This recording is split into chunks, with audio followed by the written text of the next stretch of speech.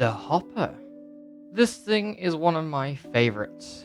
Yo, what's going on, guys? Core here. Welcome back to another episode of Core's Redstone Guide. In this one, we are going to be looking at the item transportation method of the hopper. This thing is very cool, and I'm really pleased to tell you about it today. So first things first, the hopper can be placed in a number of different orientations.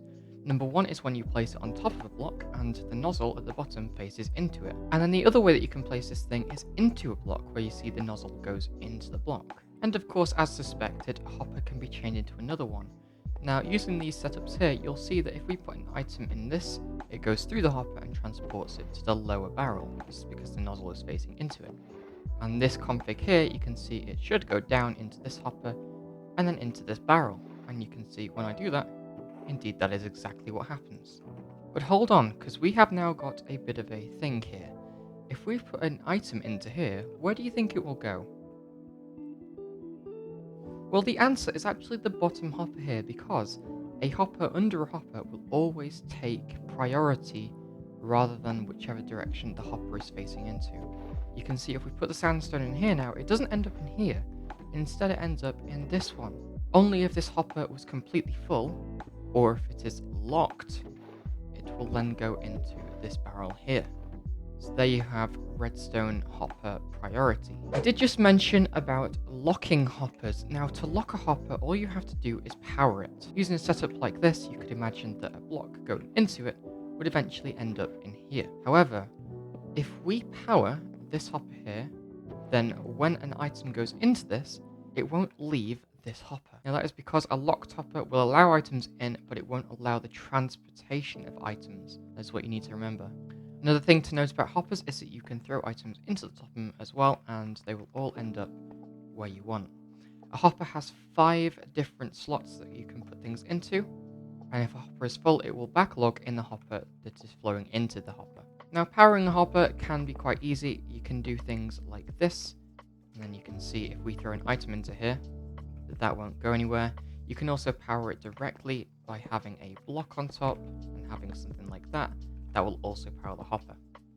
And yes, of course, you can also do this and just directly power the hopper, and that also works. So because we are covering the hopper in this video, I thought I'd really quickly show you one of the staple redstone contraptions, and this is known as the item filter. Now, what this thing will allow you to do is to take an input and only allow one specific item to pass through it. And that looks like this. Now, the way this works is you would take 4 strange items that you know for sure no one is going to put into the system. And you can do this by taking an obscure item or just something simple and renaming it to a bunch of gobbledygook. Now, when you place this in here, what will happen is this hopper is locked, so it won't allow the transportation of the item. And actually what is happening here is that it's powering this block, and because this block is adjacent to the powered block, this is also receiving that power. But what happens is, when the signal strength is strong enough, it will unlock the hopper and allow items to start flowing through. And once it has reached a level that no longer powers this, again going back to the signal strength, it will repower this hopper and then stop items coming through again. Now, this is where the interesting part works. When an item starts flowing through this again, it will briefly unpower the torch because the signal reaches that threshold and then allows the item to flow through.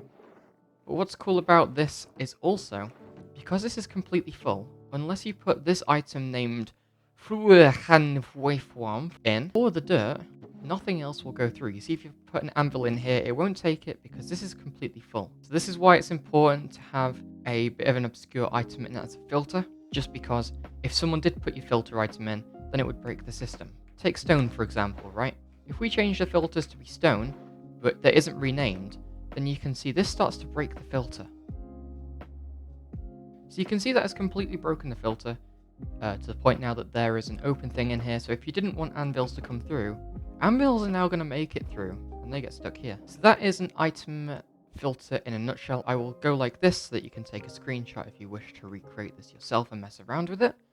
This also works in Bedrock Edition, and depending on where you look on the internet, there is always a good couple versions or iterations of this. Another iteration of this thing is literally just the same thing, but a bit longer, and you'll notice that when we put items into here, It actually rests at 41 items. Now the reason for this is because this is longer, hence a bigger threshold. So in a bit more detail, 3 of these will require 42 dirt to go into here, and then when 42 dirt has gone into it, this will then be powered because the signal strength increases because of the more dirt in here.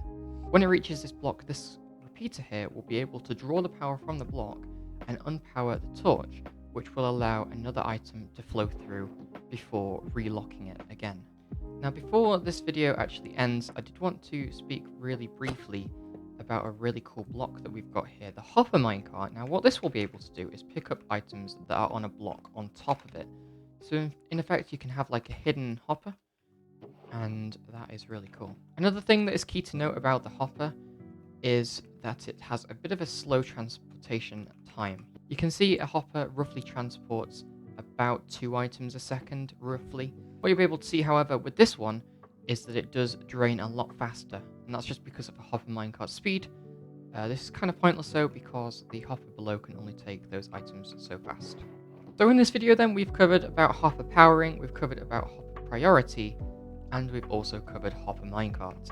If you found any of this information to be useful, then do consider hitting the like and subscribe button, and then you won't miss another upload. Speaking of which, in the next video we're going to be going over redstone clocks. Don't miss out on that, make sure you hit the notifications so you don't miss it. But until next time, I'll see you later.